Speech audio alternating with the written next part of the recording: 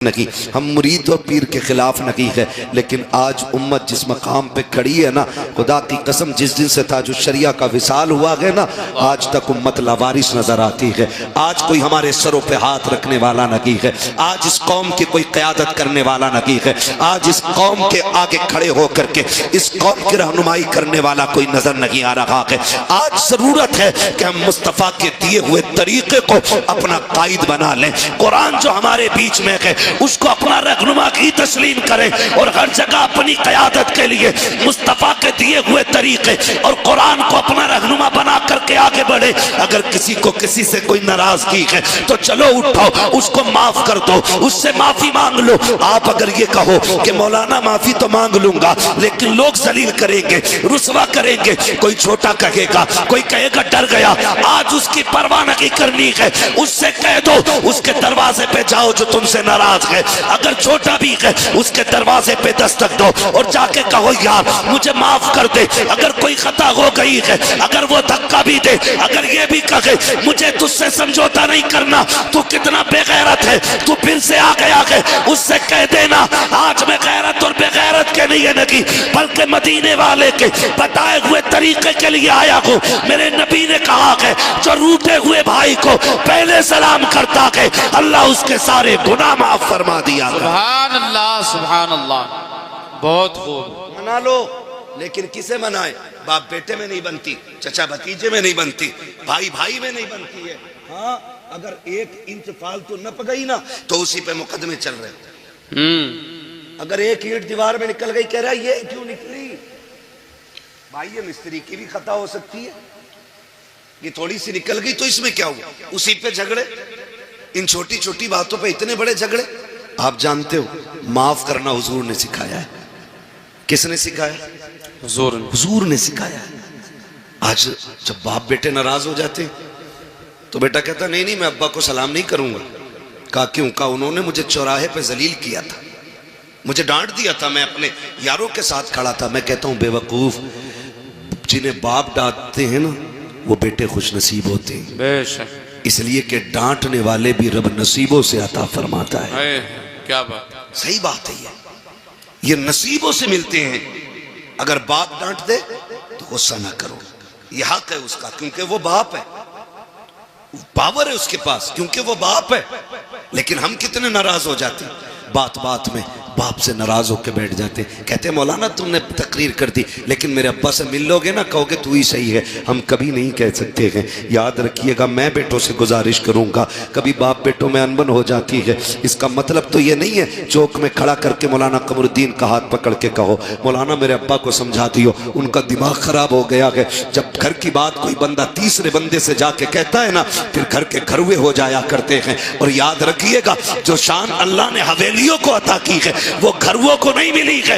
हवेली जितनी बड़ी होती है शान उतनी बड़ी होती है। तुम 10 फीट से 5 फीट में आ गए, 5 फीट से 3 फीट में रह गए, क्यों? क्योंकि एक दूसरे की सूरत देखना नहीं चाहते। ये निजाम तो मुस्तफा ने नहीं दिया था, ये तरीका तो आका करीम ने नहीं दिया था। मिंबर रसूल है, सरकार जलवागर है, आका करीम तकरीर फरमा रहे हैं और तकरीर के दौरान मेरे नबी ने कहा था सुनो मेरे सहाबा, जिससे उसके अपने नाराज हों वो मेरी महफिल से उठ के चला जाए, मुझे उसकी कतन जरूरत नहीं है। जैसी आका ने इतना कहा है, एक सहाबी नौजवान उठते हैं, तोड़ करके गए, अपनी खाला की चौखट पे खड़े हो जाते हैं और खाला वो है जिसने अभी कलमा नहीं पढ़ा है। आका करीम ने कहा था जिससे अपने नाराज हो वो मेरी महफिल से उठ के चला जाए। अब मुझे बता तो सही, अगर बाप से नाराज बेटा जलसे में आके बैठेगा तो क्या मिलेगा? जब उसे नबी की महफिल में बैठने की इजाजत नहीं है तो इस महफिल में आके उसे क्या मिलेगा? जो सगे भाइयों से नाराज है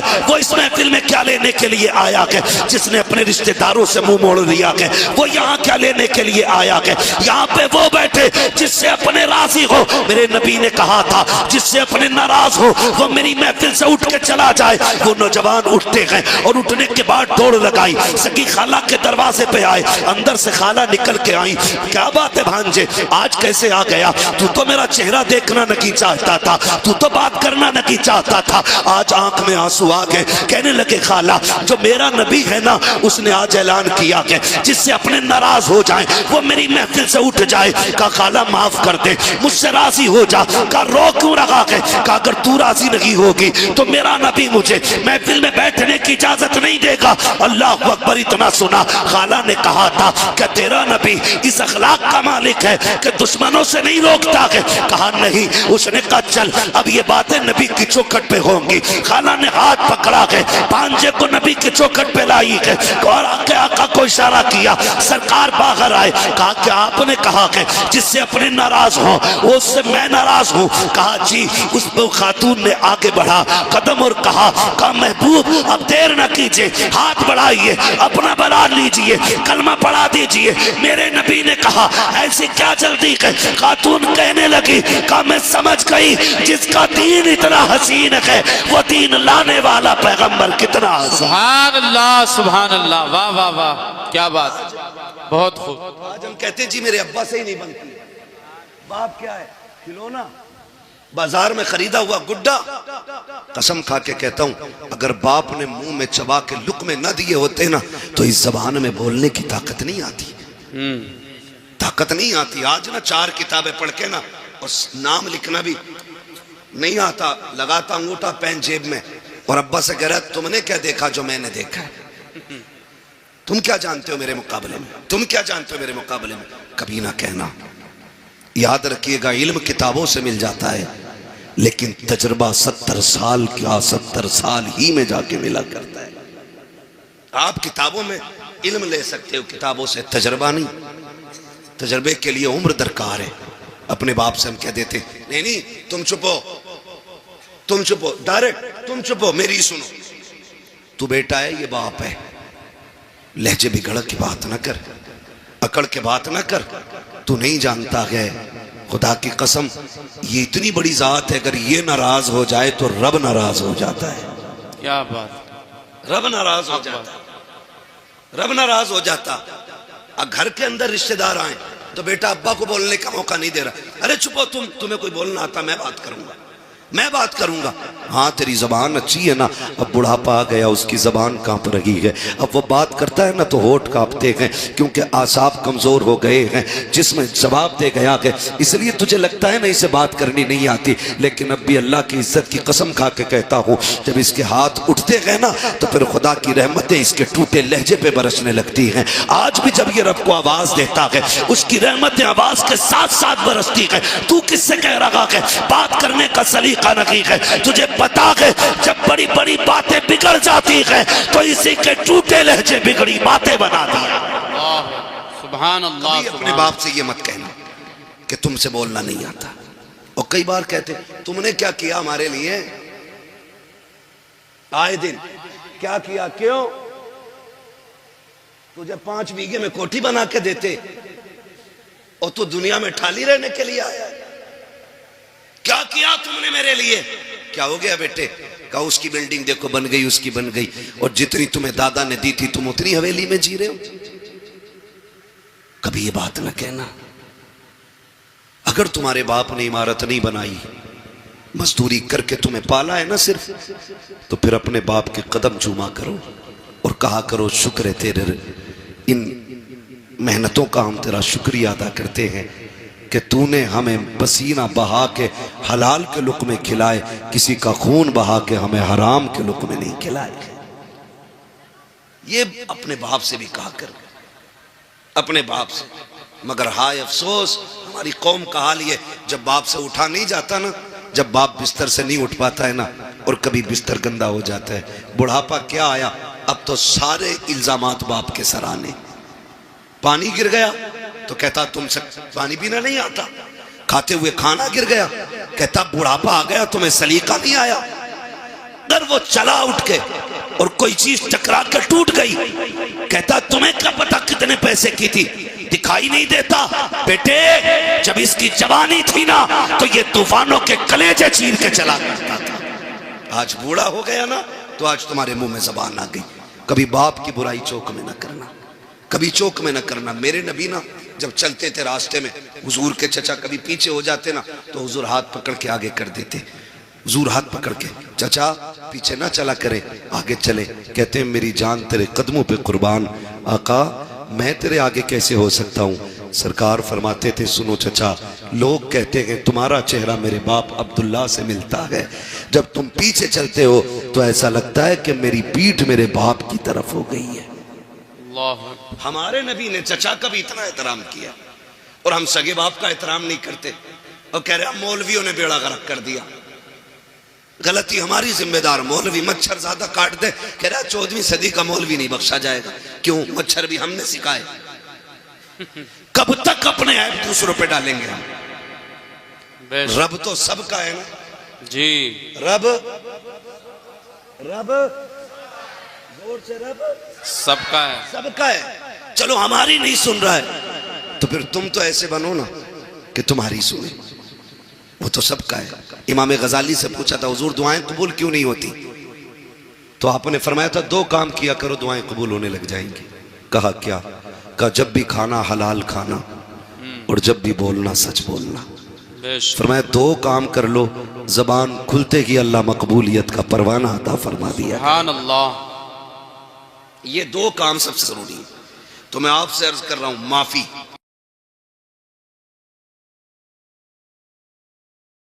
बड़ी है। मौलाए कायनात मौला अली गुजर के जा रहे, 2 बंदे लड़ रहे जमीन के लिए। एक कह रहा था मेरी है, मेरी है। तो हजरत अली को आते देखा, कहा झगड़ा ना करो, फैसला इनसे करा लेते। हजरत अली आए, क्या बात है? का फैसला कर दो। ये कह रहा मेरी है, मैं कह रहा हूं मेरी है। तो आपने फरमाया तुम चुपो, मैं जमीन से पूछ लेता हूं किसकी है। ठोकर मारी, काली जमीन जानती है मैं कौन हूं? जमीन ने कहा तुम अबू तुराब हो। का फिर बता तू किसकी है, इसकी है या इसकी है? जमीन ने कहा तालीन से कह दो ना मैं इसकी हूं ना मैं इसकी हूं, ये दोनों मेरे हैं। दोनों मेरे जमीन के लिए सगे भाई पे मुकदमे ना करना। बीसा 2 बीसा, बीघा 2 बीघा छोड़ दो, इसलिए कि दौलत मेहनत से मिलती है, रिश्ते खुदा की रहमत से मिला। सुभान अल्लाह। कचहरी जाके देखो भाई के कनपट्टे पे किसने लगा रखी है? सगे भाई ने। मुकदमे किसने किए? सगे ने किए। जेल में किसने डाला? सगों ने डाला के। भतीजों को यतीमी की जिंदगी गुजारने पे मजबूर किसने किया के? सगों ने किया के। अपने बाप के साए से महरूम बच्चों को किसने किया के?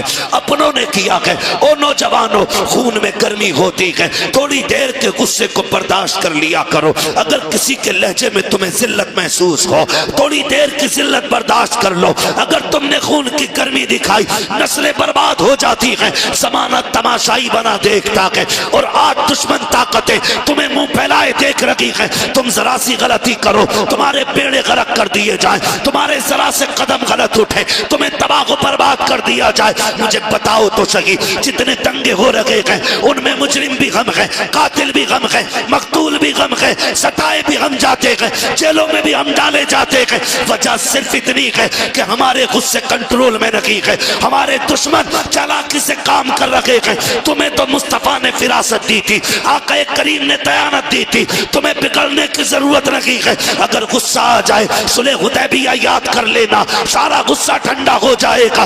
अगर बदला लेने का वक्त आ जाए तो फतेह मक्का याद करना। खुदा की कसम मुस्तफा का किरदार अपना लो, ये दुनिया भी हमारी होगी, आखिरत भी हमारी होगी। सुभान अल्लाह, सुभान अल्लाह। बहुत खूब हजरत, सुभान अल्लाह। नहीं कह रहा हूं, एक एक जगह का नाम आप पढ़ते होगे और सारे देखते होगे। मकान भी हमारे टूटे, जेल में भी हम, मारे भी हम गए, जेल में भी हम। समझ रहे? मस्जिदों पे हमारी हमले, जेल में भी हम। मेरे भाई गुस्सा गुस्सा गुस्सा कंट्रोल में रखो, कंट्रोल में रखो, वरना दुनिया तुम्हें लूटने पे लगी है, लूटने पे लगी है। 10, 20, 50 हजार, लाख, 10 लाख, 20 लाख ये मुकदमों में लग जा रहे हैं। हम भाई को सजा कराने के लिए 50,000 दरोगा को देने तैयार हैं, लेकिन भतीजे की जिंदगी बचाने के लिए 5,000 हॉस्पिटल में देने तैयार नहीं। ये हमारी सच्चाई है। और गौस का दामन नहीं छोड़ेंगे, आला हज़रत का दामन, अरे पकड़ा ही कब है हमें? छोड़ोगे क्या? पकड़ाई कब है? किरदार देखें हम अपने।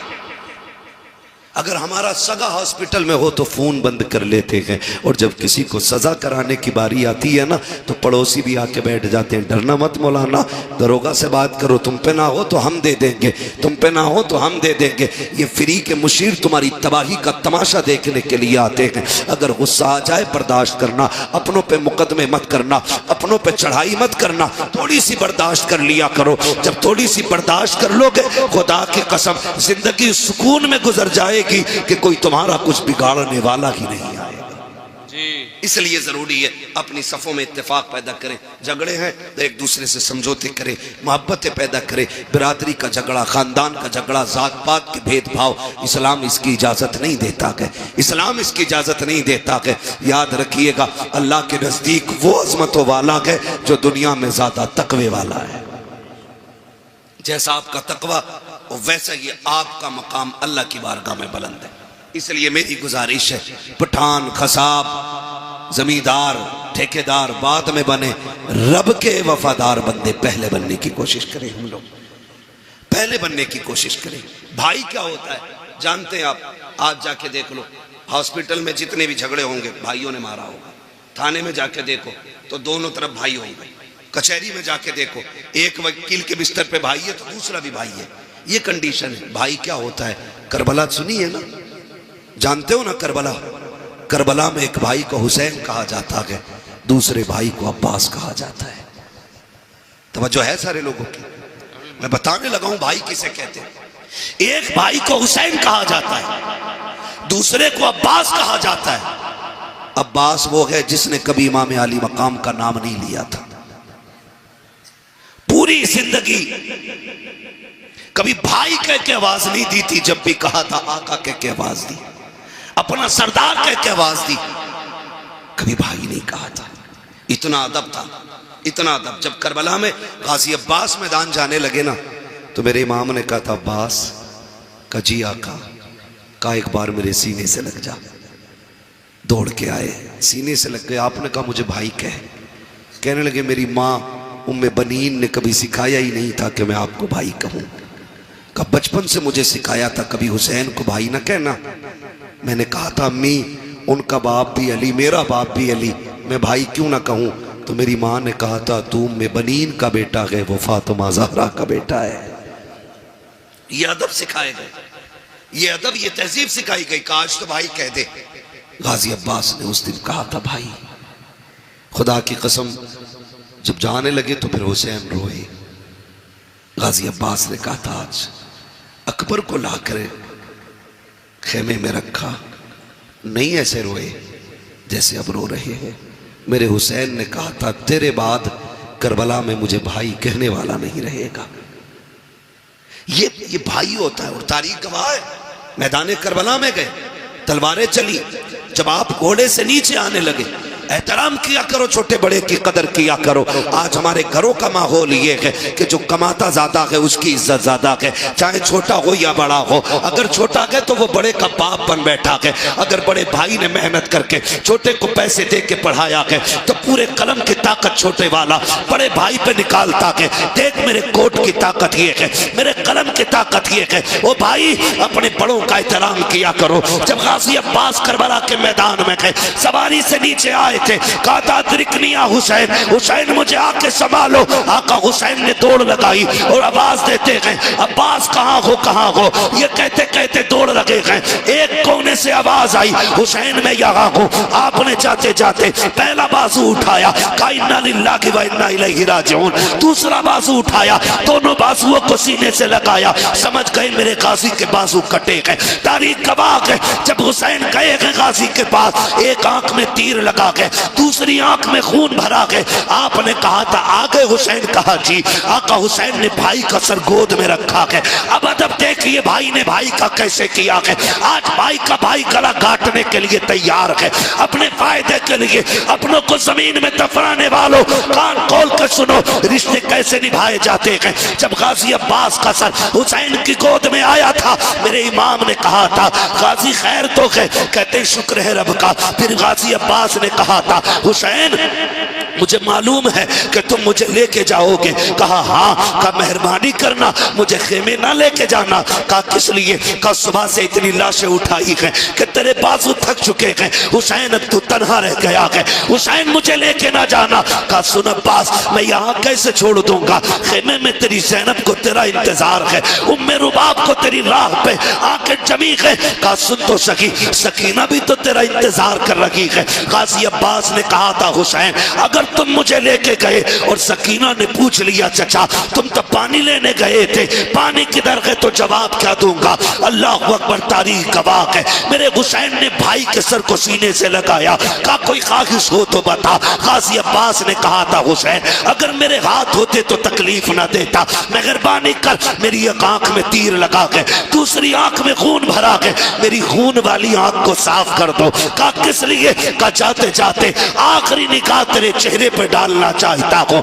ये रिश्ते होते गए। गाजी अब्बास की आंखों से कैसी खून साफ हुआ है, सीने के पार भी तीर है, सीना चलनी है, बाजू कट चुके हैं, पूरा जिस्म लहू लगान है। लेकिन जब हुसैन को देखा लबों पे मुस्कुराहट आ गई। कहा मुस्कुराए क्यों? कहा मैं वो खुश नसीब हूँ कि जिसको आखिरी लम्हे में ये सादत मिली है। मैं उस चेहरे को देख रहा हूँ जिस चेहरे को मदीने वाला बार बार छुपा कर। सुभान अल्लाह, सुभान अल्लाह। ये सुभान अल्लाह होते हैं। और फिर आखिरी सांस ली और हमेशा के लिए खामोश हो गए, हमेशा के लिए खामोश हो गए। भाई कदर करो, रिश्तों की कदर करो। मैं क्या बताऊं हुसैन किस तरह भाई की जिस्म को खेमे में लाए थे। मेरे अजीजों, ये जो रिश्ते अल्लाह ने दिए ना, इनकी कदर कर लें हम। खुदारा निकल जाए इन झगड़ों से, निकल जाए इन नफरतों से। हमें मोहब्बत बांटनी है, मोहब्बत बांटनी है। ना गोरे को काले पे फजीलत है, ना अमीर को गरीब पे फजीलत है, ना किसी तुर्क खान पठान शेख को, किसी फकीर किसी अंसारी पे कोई फजीलत है। हुजूर ने एक रस्सी में सबको बांधा और वो रस्सी थी ला इलाहा इल्लल्लाह मुहम्मदुर रसूलुल्लाह। ये एक रस्सी है, आज इसमें बंधने की जरूरत है। अगर फर्क होता ना तो बिलाल कभी अबू बकर की करवट में खड़े नहीं होते। अगर फर्क होता ना तो बिलाल कभी उमर के बाजू में खड़े नहीं होते। अगर फर्क होता तो फतह मक्का के दिन मेरा नबी बिलाल को काबे की छत पे कभी ना चढ़ा। क्या बात, क्या बात। हमने इतने झगड़े पैदा कर लिए, हम एक दूसरे को जलील करने पे लगे हुए, एक दूसरे को नीचा दिखाने पे लगे हुए। ये तो मर के पता चलेगा ऊंचा कौन है नीचा कौन है। हम कौन होते फैसले करने वाले। निकले हम इन झगड़ों से और वो माहौल पैदा करें कि हम दुनिया को बता दें कि मोहम्मद से वफा तूने तो हम तेरे हैं, ये जहां चीज है क्या लोहो कलम तेरे हैं। और सिर्फ यही रिश्ते नहीं, यही रिश्ते नहीं, अगर थके ना हो तो थोड़ी बात आगे बढ़ा लो। थके तो नहीं है ना अभी आप लोग, नहीं थके ना अभी। जो लोग नहीं थके वो कह दें जरा या रसूल अल्लाह। मैं तो आप लोगों की हिम्मत और मेहरबानी कि इतनी रात तक आप बैठे हुए हैं, क्योंकि मैं पूरे 2 घंटे लेट यहां पहुंचा हूं। अल्लाह आपको सलामत रखे। बस अगर सुनना चाहते हो तो मैं सुनाऊं, लेकिन यह भी अच्छा नहीं लगता ना जबरदस्ती अपनी बात किसी पे थोपी जाए। तैयार है सुनने के लिए? जरा कह दें या रसूल अल्लाह। हमारे कुछ भाई खड़े होकर सुनने, अल्लाह इन्हें सलामत रखे। हाँ, ये भी बड़ी बात है, क्योंकि इतनी देर खड़ा रहना भी छोटी बात नहीं है, बड़ी बात है। हाँ, और माशाल्लाह खड़े वाले बंदों ने भी हाथ उठाया है। कभी और खड़े रह सकते, आप बैठे रह सकते। ये शाहपुरा इतने बड़े बड़े मौलाना लोग यहाँ रहते और आप सर हिला के कह रहे बैठ सकते हैं ना थोड़ी देर। सलामत रहें, सलामत रहें माशाल्लाह। हाँ, बस मैं अर्ज करूं आपसे, एक ये रिश्ता भाई का भाई से रिश्ता, फिर एक रिश्ता और बेटी का रिश्ता, बहन का रिश्ता, ये भी मजबूत करने। कोई भी किसी का भी दामाद हो, उससे मैं गुजारिश करना चाहूंगा ससुराल में जाके तोप ना बना करो। दामाद है, कोई तूफान नहीं है तू। हमने ऐसे भी हज़रत दामाद देखे जिनकी मोहल्ले में कोई औकात नहीं अपने, वो ससुराल में टांग पे टांग रख के बैठे होते। सही बता रहा हूं। हाँ, मोहल्ले वाले कहते हो पुनवा, मतलब सही से नाम भी नहीं लेते मोहल्ले वाले। और ससुराल में वो वैल्यू बनाई है इसने, रोला बना के रखा। पढ़ा लिखा भी ससुर है ना, कह रहा, इनसे पूछो भाई हमारे बड़े दामाद हैं, तो वहां इतनी लंबी अलग ही रख रहे अपनी।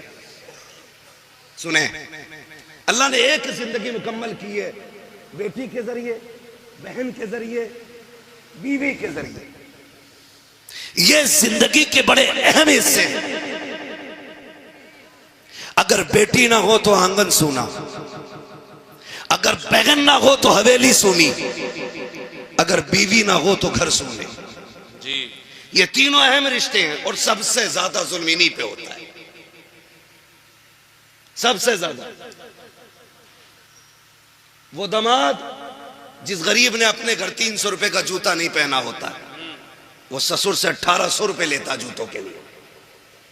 ना करो ये, इतने आसान कर दो रिश्ते कि जिस तरह बाप को बेटों पे नाज होता है, उसी तरह बाप को दामाद पे नाज होना चाहिए। ईद गुजरी है, ईद रहम करो यार, हाथ जोड़ रहे हैं तुम्हारे आगे। 1.5 लाख की ईद ही गई है, ये रस्में चल गई है। ईदी में क्या, 3 किलो छुआरे, हाँ 1.5 किलो बादाम, 2 किलो किशमिश। कागा कौन का दामाद 1 क्विंटल सामान भेजा, दूल्हा बन के फिर भी ऐसे ही आया जैसे भीगी मुर्गी। ये जबरदस्ती के लोड है, खत्म करो ये जबरदस्ती के लोड, ये नहीं रहने चाहिए। सिर्फ वो रखो जो इस्लाम ने रखा है। हमें अपनी तरफ से फालतू नहीं बढ़ाना, नहीं बढ़ाना। यह अलग बात है कि दामाद का लीवर इतना कमजोर होता है कि बादाम खाते ही बीमार। ये कंडीशन है। इसलिए मेरे अजीज, फालतू के खर्चे बंद करो। आज गरीब सोचता कि बेटी रुखसत कैसे की जाएगी, आज कमजोर सोचता कि बेटी के हाथ कैसे पीले किए जाएं। इसलिए कि मैंने कई गरीबों को कहते सुना कि रिश्ता पक्का तो कर देते, लेकिन बीच में ईद आ रही है, 1 लाख का खर्चा बढ़ जाएगा, ईद के बाद रिश्ता पक्का किया जाएगा। यार जो गुंजाइश वाला है वो तो कभी भी कर सकता है, लेकिन गरीबों का जीना हराम किया है ऐसी कसरत दौलत दिखाने वालों ने जो 1-1 लाख की ईदियां दे रखे। कोई फायदा नहीं, कोई मकसद नहीं। इतने आसान कर दो निकाह, ताकि अगर कोई गरीब बेटी जब हाथ पीले हो तो रब का शुक्र अदा करे और मचल के कहे मालिक तेरा एहसान है, तूने हुजूर की उम्मत पे पैदा किया है जहाँ गरीब बेटियों को रब ने ये हक दिया है कि जहाँ अमीर मुस्कुराते हैं उसी सफ में गरीब भी खड़े होकर मुस्कुराया। नारे तकबीर, नारे रिसालत, पैगाम हक कॉन्फ्रेंस, मुफ्ती हम्माद रजा मुरादाबादी। है तवज्जो, आसान करेंगे इंशाअल्लाह निकाह, इंशाअल्लाह। बोले इंशाअल्लाह, जोर से बोलो इंशाअल्लाह। हाँ सब नहीं, बहुत गौर से सुन रहे हैं। चलो कोई बात नहीं, कुछ ये सोचते हैं मुझ पे ही बोल रहे, देखें होता है ऐसा। कहते हैं चोर के पैर कितने होते हैं। किसी को भी कहो कि मौलाना मुझे ही कह रहा होगा, मेरे पड़ोस वाले ने जरूर कही होगी। ये इस तरह के ख्यालात पैदा होते हैं। तो रिश्ते आसान करें, रिश्ते आसान करें। मैं सिर्फ एक बात जानता हूं, ये फ्रिज, गाड़ी, मोटरसाइकिल, कारें मांगने वाले लोग हो, मैं सिर्फ एक बात कहूंगा उन लोगों से जो मांग मांग के जहेज लेते हैं, यार जिसने बेटी दे दी उसने सारी कायनात उठा के दे दी। बेशक बेशक, मानते नहीं इस बात को जी। जिसने बेटी दे दी उसने सब कुछ दे दिया, सब कुछ दे दिया। उसकी हिम्मत को सलाम कि 22 साल 18 साल पाल के किसी अजनबी के हवाले कर देता है। और उसमें भी कह रहा पिलाई जो थी ना आधा इंची कमजोर रह गई, क्यों इसमें भैंसे बांधेगा? 2 इंची की पिलाई चाहिए बेड में। अलमारी में कब्र के तख्ते कै इंची के होते हैं? बोलो।